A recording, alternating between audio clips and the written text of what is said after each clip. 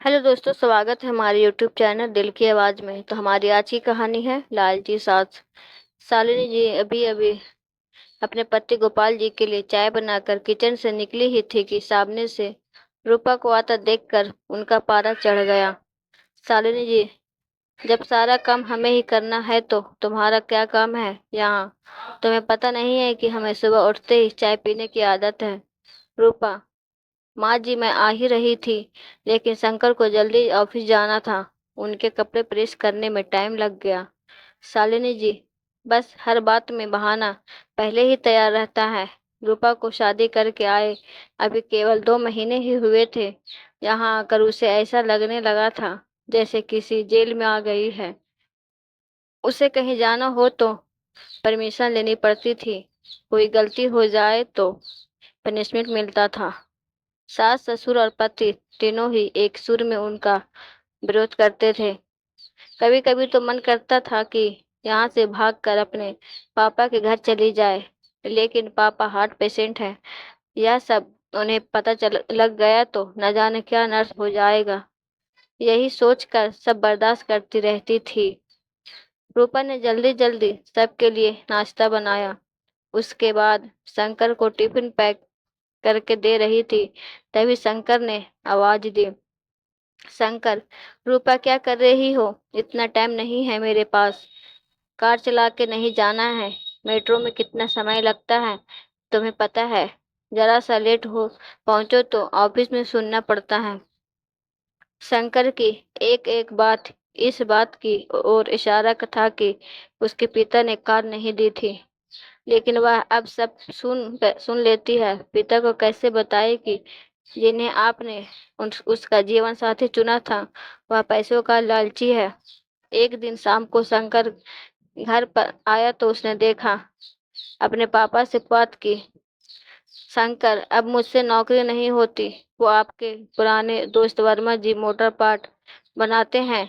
मैं चाहता हूँ कि उसकी सप्लाई शुरू करूँ।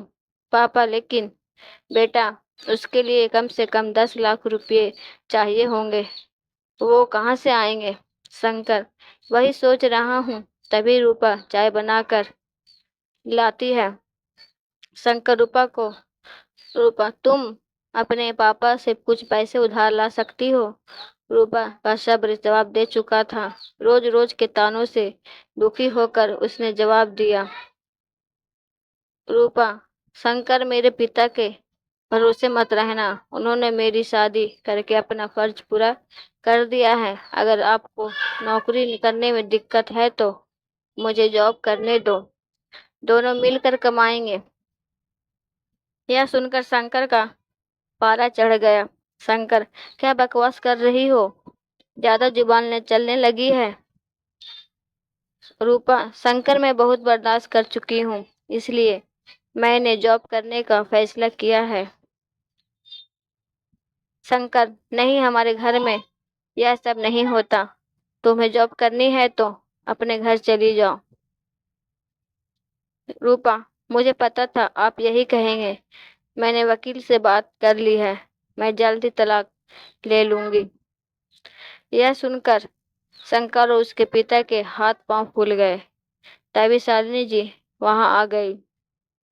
शालिनी जी: देख लिया, बहू को सिर पर चढ़ाने का नतीजा। निकाल दे इसको घर से बाहर। रूपा: ठीक है, मैं पुलिस को फोन कर देती हूँ। आप मेरा सारा सामान और दहेज वापस कर दीजिए। साथ ही हर महीने अपने पति के कमाई का आधा हिस्सा मैं कोर्ट से ले लूंगी। इस मकान में भी मेरा हिस्सा है, आधा मकान मेरे नाम कर दीजिए। शालिनी जी: सुनो, ये क्या कह रही है? गोपाल जी: बेटी ऐसी बातें क्यों कर रही है?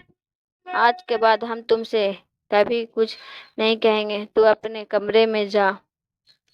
रूपा: नहीं पापा जी, बहुत बर्दाश्त कर चुकी हूँ मैं। अब मुझसे ये दिन भर के ताने बर्दाश्त नहीं होते।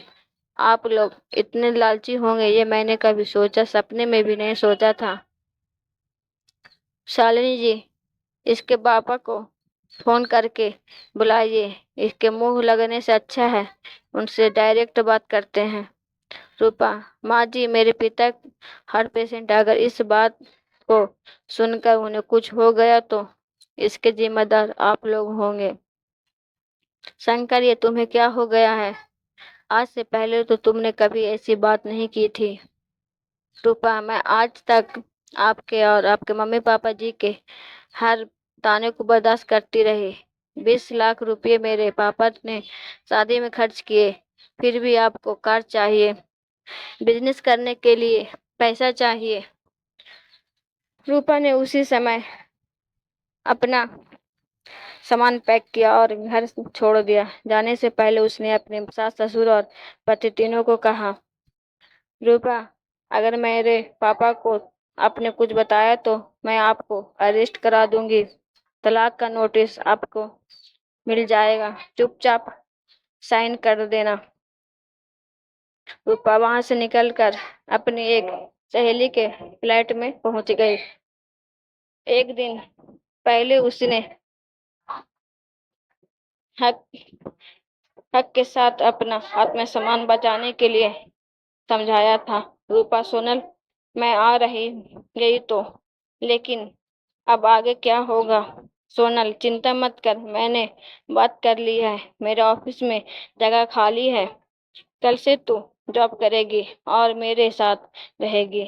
1 महीने तक जॉब करने के बाद रूपा एक दिन अपने घर जाती है और पिताजी को सारी बात बताती है। उसको बात सुनकर उसके पिता कहते हैं, पिता, बेटा, मुझे तूने क्यों नहीं बताया?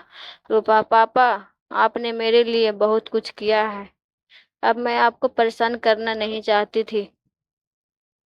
पिता, बेटी, मैं इतना कमजोर नहीं हूँ, तू चिंता मत कर, घर आ जा।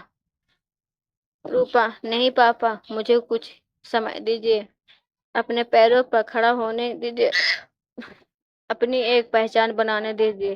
कुछ ही महीने केस चलने के बाद शंकर और रूपा का तलाक हो गया। शंकर को पूरा दहेज और 30 लाख रुपए देने पड़े। साथ ही हर महीने अपनी सैलरी का एक हिस्सा वह कोर्ट में जमा करता है। ये वीडियो कैसी लगी? Please like, share and comment जरूर कीजिएगा। धन्यवाद।